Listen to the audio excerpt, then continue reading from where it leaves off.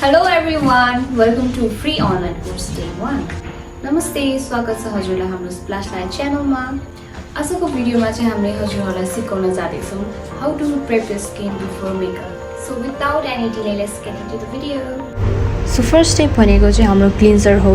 Cleansing गर्नु किन important छ भने हाम्रो स्किनमा भएको डर्ट र ओइललाई क्लिन्ज गर्नलाई यो एकदमै इम्पोर्टेन्ट हुन्छ।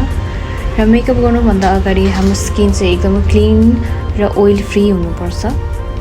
क्लिन्जरहरू पनि आफ्नो स्किन टाइप अनुसार युज गरेको धेरै राम्रो हो because if you have a dry skin and you use oily skin type based products त्यसले हजुरहरूलाई कुनै पनि बेनिफिट दिँदैन र हजुरहरूले चाहेको रिजल्ट पनि त्यहीबाट पाउनु हुँदैन।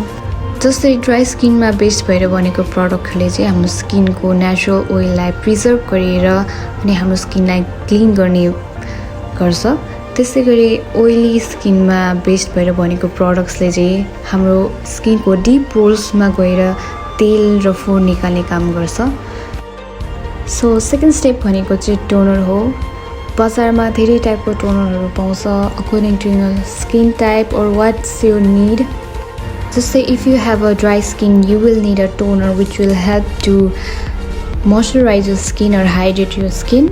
And if you have a oily skin you will need a toner जसले चाहिँ हजुरको ओइललाई ब्यालेन्स गरोस्। हाम्रो थर्ड स्टेपमा आउँछ सिरम अथवा फेस ओइल। बजारमा सिरम पनि धेरै टाइप्सको हुन्छ र हजुरलाई अहिलेको अवस्थामा कुन चाहिँ जरुरत छ त्यो अनुसार पनि युज गर्न सक्नुहुन्छ और आफ्नो स्किन टाइप बेस्ड पनि युज गर्न सक्नुहुन्छ। जस्तै ड्राई स्किनहरूले hyaluronic acid or if you have a oily skin you can use salicylic acid or niacinamide. It will work best for you. Serum, toner, cleansing हरू चाहिँ स्किन केयर बेस्डहरूमा पर्छ because हाम्रो makeup गर्नुभन्दा अगाडि हामीलाई स्किन केयर गर्नु पनि एकदम इम्पोर्टेन्ट हुन्छ किनकि बिफोर मेकअप आफ्नो स्किनलाई प्रोटेक्ट गर्ने एउटा बेरियर क्रिएट गर्ने हो स्किन केयर भनेको। And if you have a dry skin, you can use face oil and give massage to your face. Serum बाट नि युज गर्न सकिन्छ। So अर्को स्टेप भनेको चाहिँ मोइस्चराइजर हो। If you have a oily skin, you can use it or you cannot, or you can also use a gel-based moisturizer. It will work best for you. And if you have a dry skin, you have to use moisturizer.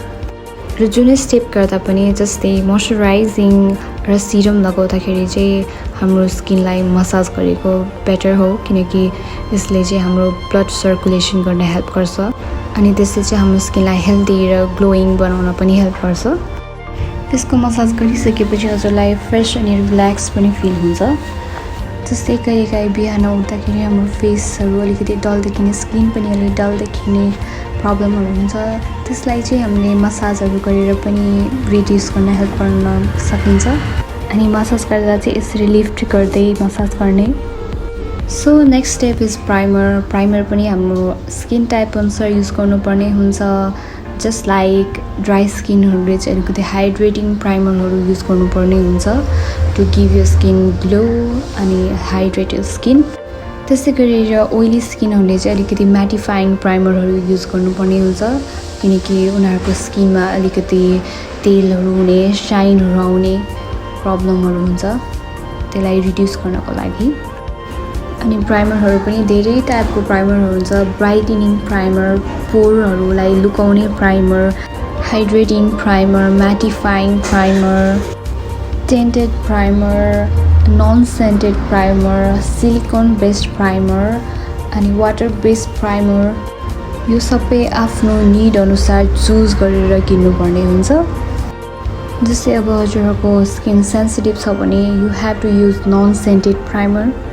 त्यसै गरी if you have dull skin or pale skin you have to use tinted primer.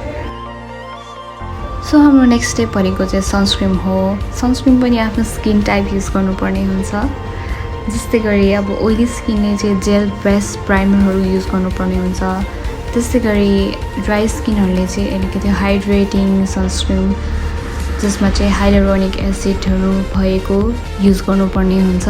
त्यसै गरी if you have hyper pigmentation in your skin you have to use a tinted sunscreen.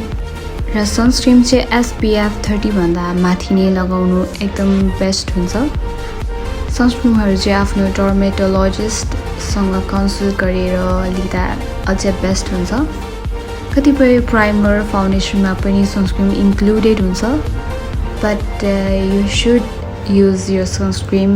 र sunscreen लगाएपछि चाहिँ हजुरहरूले आफ्नो स्किनलाई थोरै सेट हुनलाई time दिनुपर्छ, and then you can apply your foundation and other makeup products, and don't forget to moisturize your lips. So this was all about how to prep your skin before makeup. र अब second डेमा हामी देखाउन जाँदैछौँ how to use your foundation and how to make your base. सो यस्तो भिडियोहरू हेर्नको लागि हाम्रो च्यानललाई like, comment, share and subscribe गरिदिनु होला। See you in our next video. By by.